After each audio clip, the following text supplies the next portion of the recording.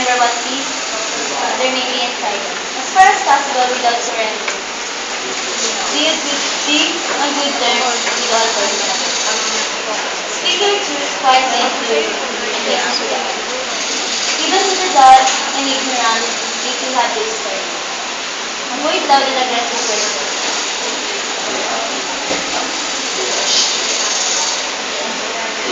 They are vexatious. Vexatious in the spirit. If you compare yourself with the others, you may become being a leader. There will be greater, less a person that you know. Enjoy your... Enjoy your achievements as well as your life.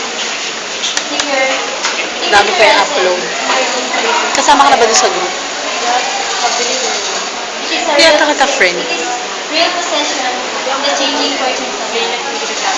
Exercise devotion in your own business affairs, for the world is full of evil.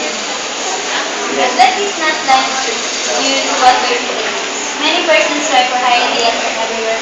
Life is full of priorities. Be cheerful. Be yourself. Especially do not pay attention. Neither is little about love.